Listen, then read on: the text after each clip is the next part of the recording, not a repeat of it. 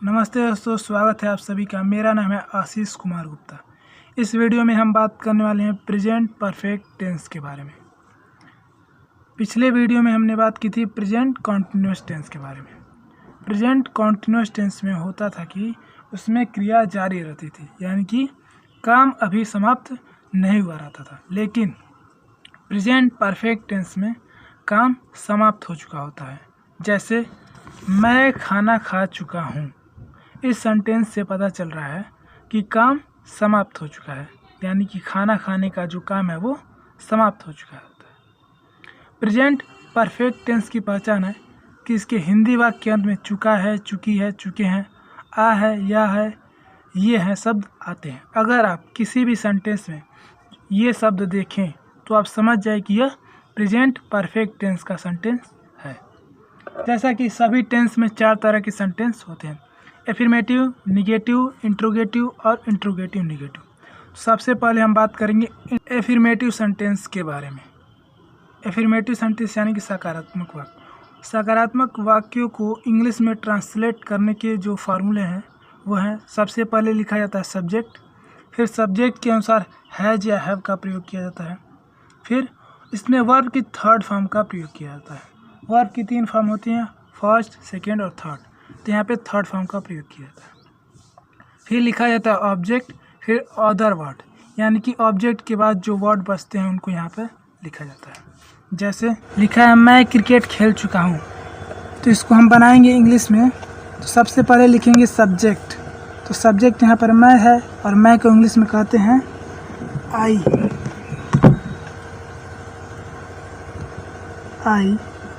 आई के साथ हैव का प्रयोग किया जाता है, आई हैव। इसमें वर्ब है खेलना। खेलना को इंग्लिश में कहते हैं प्ले, और प्ले का थर्ड फॉर्म लगेगा क्योंकि यहाँ पे वर्ब का थर्ड फॉर्म का फार्मूले में लिखा है। तो वर्ब का थर्ड फॉर्म होगा प्लेड, यहाँ पर हो जाएगा प्ले का थर्ड फॉर्म प्लेड।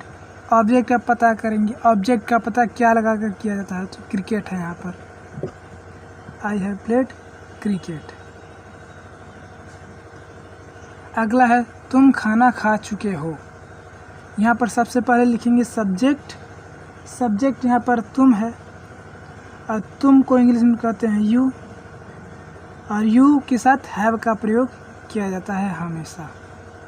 फिर वहाँ पे वर्ब का थर्ड फॉर्म, तो वर्ब यहाँ पर है ये नहीं, ये है यहाँ पर खा। और खाना को इंग्लिश में कहते हैं ईट। ईट का थर्ड फॉर्म हम लिखेंगे ईटन, यू हैव ईटन। अब ऑब्जेक्ट, ऑब्जेक्ट यहाँ पर क्या लगाकर पता किया जाता है। जैसे क्या खा चुके हो, खाना, तो यहाँ पर खाना हो जाएगा ऑब्जेक्ट। यहाँ पर खाना को लिखेंगे फूड। अगला एग्जाम्पल है वे कल यहाँ पर आए हैं। वे कल यहाँ पर आए हैं, इसको हम इंग्लिश में लिखेंगे। तो सबसे पहले सब्जेक्ट, तो सब्जेक्ट वे हैं यहाँ पर, और वे को इंग्लिश में कहा जाता है दे चूँकि प्लूरल शब्द है इसलिए इसके साथ हैव का प्रयोग करेंगे। अब वर्ब का थर्ड फॉर्म, वर्ब क्या है यहाँ पर आना, यानी कि कम का थर्ड फॉर्म कम ही होता है यह। अब लिखेंगे कहाँ पर आए हैं, यहाँ पर हियर। ये तो हो गया ऑब्जेक्ट। कब आए हैं, तो कल। यहाँ पर कल के लिए लिखेंगे यस्टरडे, तो हो जाएगा they have come here yesterday. अब बात करते हैं निगेटिव सेंटेंस के बारे में। निगेटिव सेंटेंस यानी कि नकारात्मक वाक्य। इसके हिंदी सेंटेंस को इंग्लिश में बनाने का फार्मूला होता है: सबसे पहले लिखा जाता है सब्जेक्ट, फिर लिखा जाता है हैज या हैव सब्जेक्ट के अनुसार, फिर उसके बाद नॉट का प्रयोग किया जाता है। निगेटिव सेंटेंस में हेल्पिंग वर्ब के बाद ही नॉट का प्रयोग किया जाता है, और वर्ब का थर्ड फॉर्म यूज होता है पहले की तरह, फिर ऑब्जेक्ट, फिर जाके अदर वर्ड। जैसे सुधा ने खाना नहीं पकाया है, तो इसको हम इंग्लिश में ट्रांसलेट करेंगे। सबसे पहले लिखेंगे सब्जेक्ट, सब्जेक्ट है सुधा, तो सुधा चूँकि सिंगुलर है इसलिए इसके साथ हैज का प्रयोग करेंगे। फिर नॉट, फिर वर्ब जो है उसका थर्ड फॉर्म, तो वर्ब है इसमें पकाना, और पकाना को इंग्लिश में कहते हैं कुक, तो कुक का थर्ड फॉर्म हो जाएगा कुक्ड। अब ऑब्जेक्ट क्या नहीं पकाया है, खाना, तो यहाँ पे लिख देंगे फूड। फिर जाके अगला एग्जाम्पल है, मैं स्कूल नहीं गया हूँ। तो सबसे पहले इसको लिखेंगे सब्जेक्ट, चूँकि इसमें सब्जेक्ट है मैं, और मैं को इंग्लिश में कहते हैं आई, और आई के साथ हमेशा हैव का प्रयोग किया जाता है। ये सिंगुलर है फिर भी इसके साथ हैव का प्रयोग किया जाता है। फिर नॉट, आई हैव नॉट। फिर वर्ब का थर्ड फॉर्म, अब वर्ब यहाँ पर है जाना, और जाना का थर्ड फॉर्म होता है गॉन। कहाँ नहीं गया हूँ, स्कूल, तो यहाँ पे हो जाएगा ऑब्जेक्ट, हो जाएगा स्कूल। तो ये था इसका एग्जाम्पल। अगला है, वह पत्र नहीं लिख चुका है। इसको इंग्लिश में हम लिखेंगे ही, सब्जेक्ट है, ही के साथ हैज का प्रयोग, क्योंकि ही सिंगुलर सब्जेक्ट है।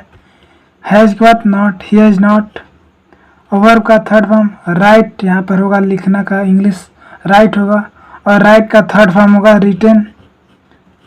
क्या, अब बात करते हैं इंट्रोगेटिव सेंटेंस के बारे में। इंट्रोगेटिव सेंटेंस यानी कि जिसमें प्रश्न पूछा जाता है। यह दो तरह के होते हैं, एक होता है यस नो टाइप और दूसरा होता है WS टाइप।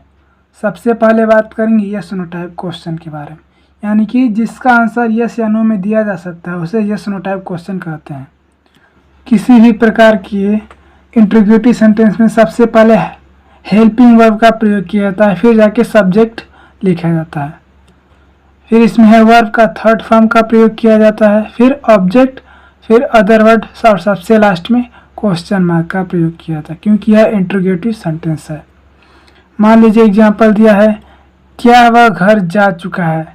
अब हमें इसे इंग्लिश में लिखना है, तो सबसे पहले हम लिखेंगे हैज, हैव, तो वो सब्जेक्ट के अनुसार लिखा जाता है। अगर सब्जेक्ट सिंगुलर है तो हैज, अगर सब्जेक्ट प्लूरल है तो हैव। तो यहाँ पर हैव, यहाँ पर वह है और वह सिंगुलर है, इसलिए यहाँ पर हैज का प्रयोग करेंगे, हैज। फिर सब्जेक्ट ही, वर्ब, वर्ब यहाँ पर है जाना, और जाना को इंग्लिश में कहते हैं गो, गो का थर्ड फॉर्म होगा गॉन। कहाँ जा चुका है, तो हो जाएगा ऑब्जेक्ट यानी कि घर, टू हाउस। अगला एग्जाम्पल है, क्या तुम बाजार गए हो। इसको हम इंग्लिश में लिखेंगे, यहाँ पर सब्जेक्ट है यू है, और यू के साथ हैव का प्रयोग किया जाता है। तो पहले हैव यू, फिर वर्ब का थर्ड फॉर्म, तो वर्ब यहाँ पर है जाना, जाना का थर्ड फॉर्म होगा गॉन। कहाँ गए हो, बाजार, तो यहाँ पर हो जाएगा ये ऑब्जेक्ट, मार्केट।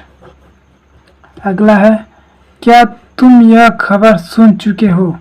इसको हम इंग्लिश में लिखेंगे, तुम है इसलिए हैव का प्रयोग करेंगे सबसे पहले, हैव यू। वर्ब का थर्ड फॉर्म सुनना है, यहाँ पर वर्ब, इसलिए वर्ब का थर्ड फॉर्म यहाँ लिखेंगे heard, have you heard this news, हो जाएगा। अब बात करते हैं WS टाइप क्वेश्चन की।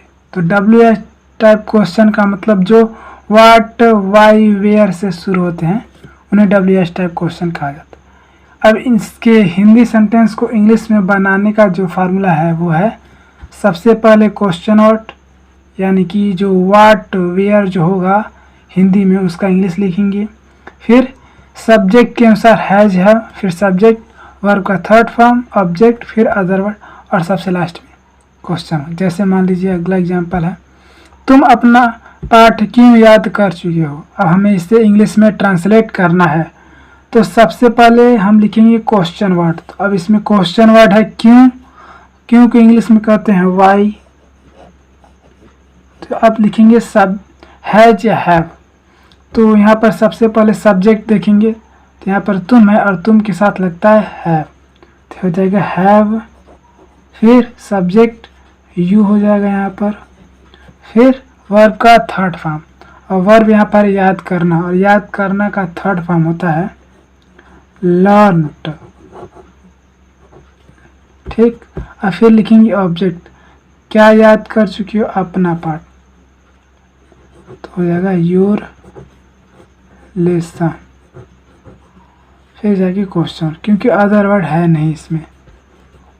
अगला एग्जाम्पल है, वह पत्र क्यों लिख चुका है। तो सबसे पहले क्वेश्चन वर्ड यहाँ पर है क्यों, और क्यों को इंग्लिश में कहते हैं वाई। और सब्जेक्ट चूँकि सिंगुलर है और सिंगुलर सब्जेक्ट के साथ हैज का प्रयोग किया है, तो हैज हो जाएगा वाई हैज ही। अब यहाँ पर वर्ब का थर्ड फॉर्म, तो वर्ब है लिखना, लिखना का इंग्लिश में होता है राइट, और राइट का थर्ड फॉर्म हो जाएगा रीड। फिर क्या लिख चुके हो पत्र, तो यहाँ पर पत्र हो जाएगा ऑब्जेक्ट, क्वेश्चन मार्क उसके बाद। अगला है रामू ने आज क्या खाया है, तो सबसे पहले क्वेश्चन वर्ड है इसमें क्या, क्या को अंग्रेजी में कहते हैं व्हाट। रामू सब्जेक्ट है, ये सिंगुलर सब्जेक्ट है, इसलिए इसके साथ हैज का प्रयोग करेंगे, हैज। रामू खाया का थर्ड फॉर्म हो जाएगा खाना का ईट, इसको इंग्लिश में कहते हैं, और इसका थर्ड फॉर्म ईटेन।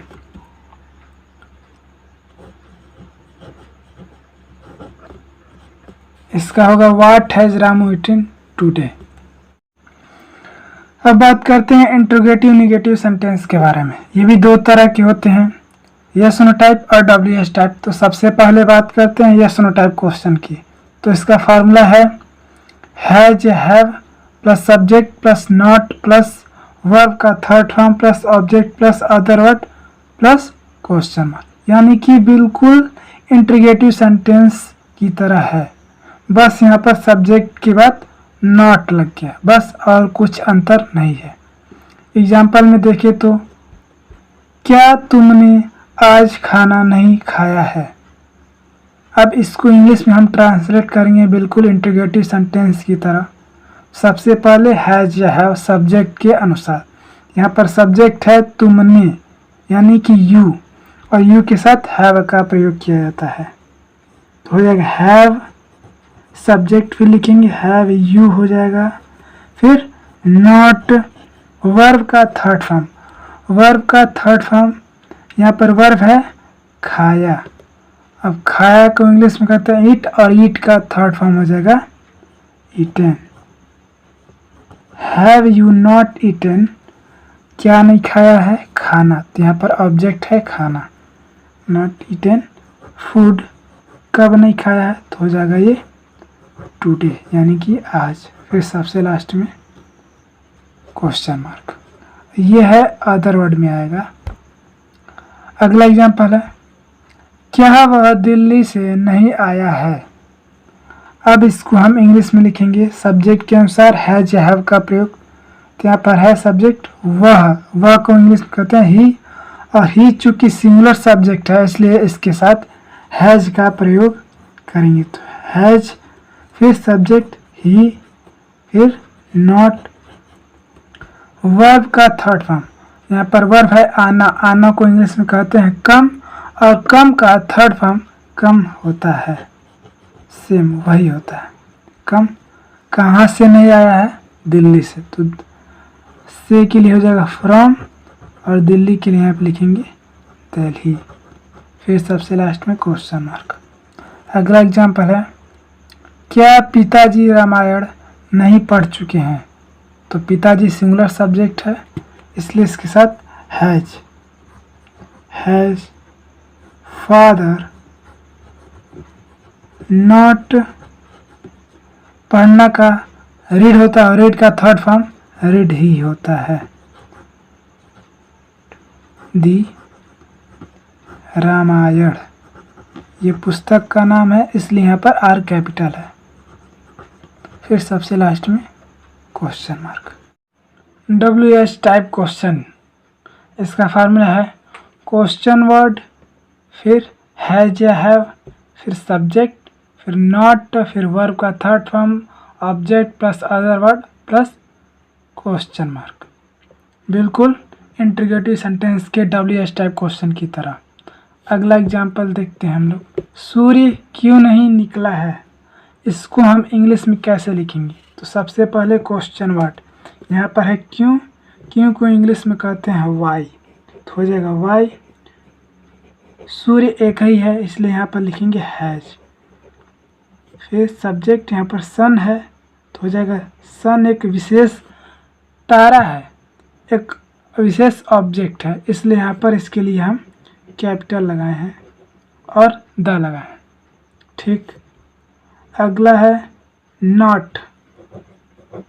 नॉट, उसके बाद वर्ब का थर्ड फॉर्म निकला। निकलना का होता है राइज, तो राइज का थर्ड फॉर्म हो जाएगा राइजेन। ये हो जाएगा इसका इंग्लिश का ट्रांसलेशन। अगला है तुम स्कूल क्यों गए हो। यहाँ पर इसको हम लिखेंगे इंग्लिश में सबसे पहले क्वेश्चन वर्ड क्यों, यानी कि वाई। सब्जेक्ट यहाँ पर तुम है इसलिए यहाँ पर हैव का प्रयोग। फिर सब्जेक्ट तुम स्कूल क्यों नहीं गए हो, इसको इंग्लिश में लिखेंगे why have you not gone to school.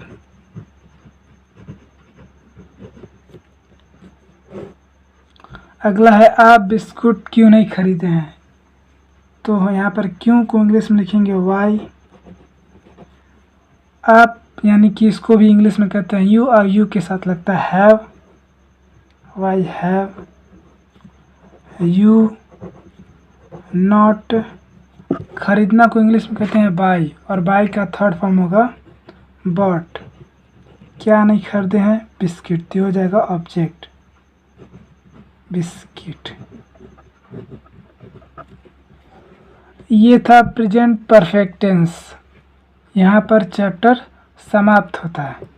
उम्मीद है आपको वीडियो पसंद आया होगा, और अगर पसंद आया तो इसे लाइक करें और चैनल को सब्सक्राइब जरूर कर दें ताकि आने वाली वीडियो की नोटिफिकेशन सबसे पहले आप तक पहुँचे। वीडियो पूरा देखने के लिए आप सभी का बहुत बहुत धन्यवाद।